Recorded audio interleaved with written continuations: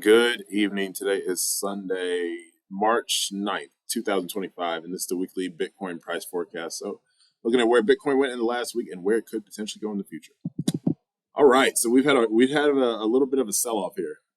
So February was the worst month in a while, actually, on the downside at least. So negative 17% on February, and right now we're down about 3% on the month for March. So what I'm seeing right now is this is it's a dip right before a huge takeoff. And I'll show you a little bit once we get down to the weekly chart exactly where stuff could bounce off of, right? We're looking at potentialities, right, and different probabilities. So right now, again, definitely in a downtrend, and I'm not going to be confident in the uptrend until we start breaking some levels. So for right now, the direction is down, if not sideways, but it's got some it's got some promise for sure. Like, let's look at the weekly chart. So we've had this it was like really an 8-month trend here that you had. It was kind of like a bull flag. It was a range, really, kind of a downward range. And then you hit an all-time high, made a new all-time high. So it was just all-time highs after all-time highs. But eventually that kind of ran out. And really since November, there's just been like this ranging period that Bitcoin was in. And finally it dropped. So it went down here, tapped this level, and then came back. It, kept going down for the rest of last week. I mean, yeah, last week was definitely a brutal week for people in the market for sure. But you see we're touching this moving average right now. We're getting around this moving average, and that's pretty good. And the other thing I see is this green area, this imbalance. It's been filled. Like, it's been filled that first time, and like you kind of have like this little area down here, but really, really only about to like 73K do you have imbalance left. But then you still have to get to the moving average. So let's put the drawings on. So this is the kind of updated kind of range that I'm in, the channel pretty much. So it's really been bouncing up and down and up, and then it really rejected off of this top side. This is a very strong level, actually. This was a very strong level, so that doesn't surprise me. Definitely a violent move here, but we'll zoom out a little bit. And again, you have this big kind of like multi-year trend line that kind of connects the tops of the channel. So this is a very strong line. Like, generally this marks the end of a bull run. So I mean, I don't think that's going to be the case here. I really actually do expect that it's going to break above here for the first time. But what we're seeing now is like you see that similar behavior actually. Like, it comes up here and it touches several times, then rejects. But then what happened was you had a rejection, and this was where like the last real push for alt season, it came from the second half of the year really. I think it's going to be sooner at this point, but we're at this point in March. This was July pretty much. So really from Independence Day, it was just like the absolute show for alt season and Bitcoin and everything else. And then the party was over for a while. But this time I do think the party will continue much longer. So we'll end up seeing there. So I have this channel, right? Again, that up, down motion. We'll keep this red one here, but I will take this one off because that has been invalidated so far. Again, you did have this level up here that it couldn't break with all these kind of wicks, and then it rejected to the downside. So, I mean, that is it was a very like swift down week, but you see that you're running into these levels, right? You're running into the bottom of this channel. You're running into this moving average, and then you could potentially end up going up there. But like that's an area that you would end up looking at. So even if we do something like this and kind of mark the tops here and call this support, if you pull this area over, you see you have that right there too, to where it rejected and rejected and rejected, finally broke through, but now you see it comes back down to be support. So again, this is looking like a trampoline area, really. It's really looking like a trampoline right here because you have a lot of momentum that could be stopped because of this area. Because just like I said, this is a very strong area at 100,000. This is also a very strong area because you have a lot of confluences right here. So we'll see. I mean, time will tell, right? You never know until it happens. So you just gotta go with the flow of the market. So at this point on the daily chart, I mean, Bitcoin's gone all the way under the moving averages, and you see they're curving at this point. They're curving back down, but I don't think that'll be long lived. You see, like it was a very steep drop in the beginning of the week, kind of rallied a little bit. Well, I guess this was and then like this week was pretty much all down. So Yeah, I'm expecting about somewhere around 75. That makes sense to me. 75 is also a round number. It's also a very, kind of psychological level to where, okay, well, I'm going to buy it at 75. I'm going to wait until it gets to 75. So I expect a little bit more downside there, but that's fine. That just gives you more room to go back up. Like, I mean, this is a hell of a discount. This is a super discount right now. It was at 100,000. It's down to 75. So, I mean, if you have cash on the sidelines, I don't know who does. Not financial advice, but I would think that this would be a wonderful time to be able to take advantage of that. But again, do your own research. You got to do with what you're comfortable with. So that's pretty much it for the charts. Really, I'm just expecting more down motion, and then I don't even have to go too much lower than this on the 4 hour. But yeah, no, it's we'll see. Let's look at what's in the news this week. Couple things.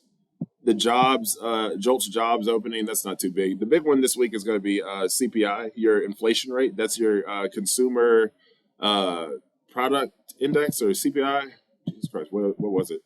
Consumer product index, I want to say. But basically what you have with that, I'm sorry, consumer price index. There we go, CPI. This is your inflation rate. It's your year over year. I mean, you see we're at like 3% right now. They're forecasting that inflation will be a little bit lower.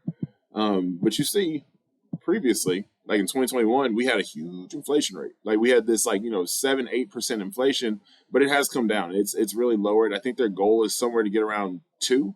We'll see how realistic that is. I mean, this is honestly, in my opinion, it's probably about as good as you'll get with inflation.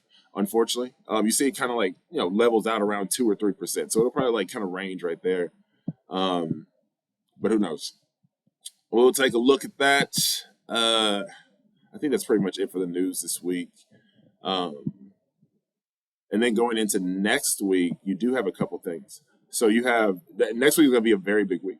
You will have the Bank of Japan releasing their interest rates, and then you'll also have the United States. Well, not the United States. It's actually the Federal Reserve, because they're not part of the government. The federal funds rate will come out on Wednesday at 1 p.m. The 19th. So really that next week is going to be huge for the markets, because these are trades that have been going on for years, and they're starting to unwind at this point. So a lot of economic activity will come out of this. I think a lot of economic activity will be generated because of that. A lot of movement of money, essentially. So the other thing that we have to talk about, right, is the crypto summit. So they had a crypto summit at the White House on Friday.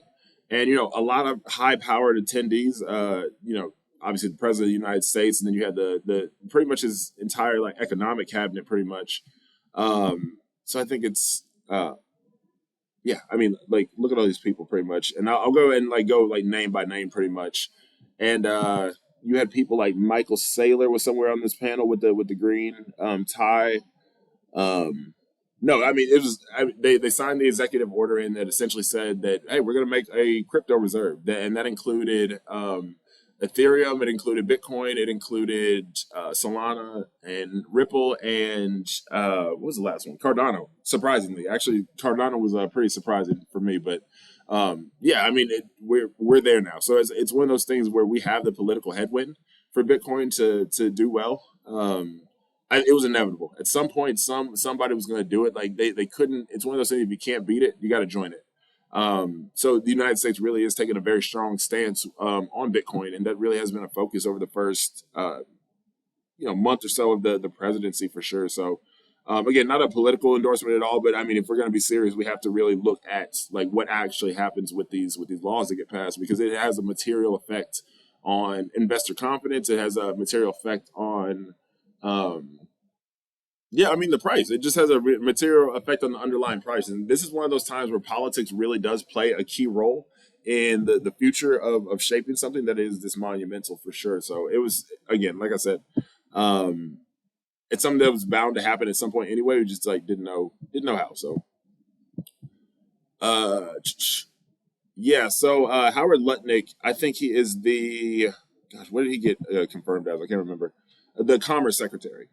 So he's the Commerce Secretary. I mean, he's at the convention, at the summit and whatnot. So again, a lot of, I want to say he holds about 100 million worth of Bitcoin and whatnot. He's been in the space for a long time. I mean, he's been a key player behind the scenes now, but I mean, very much so in the limelight, being Secretary of Commerce. So it's kind of interesting to see really how this is evolving so rapidly on a political scale.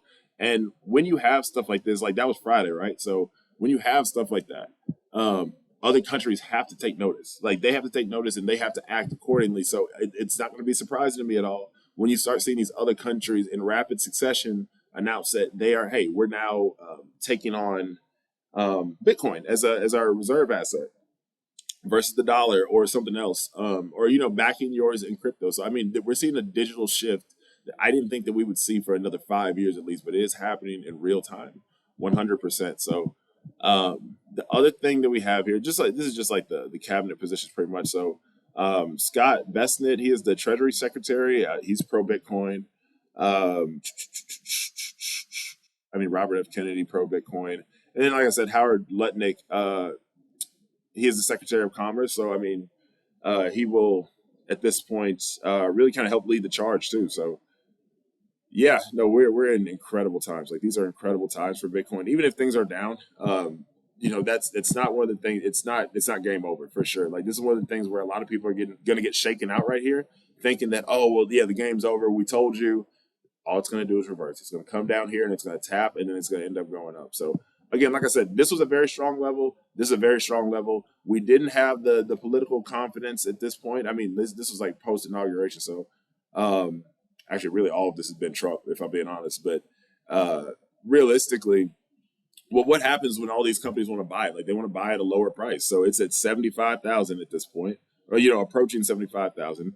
So I think that, guess what? They're going to gobble it up. I mean, it's not like it's going anywhere. There's nothing fundamentally that has changed about Bitcoin at all. So if the fundamentals are still there and the technicals say where you should, where stuff should potentially or could potentially turn around, then there's nothing to really be concerned about.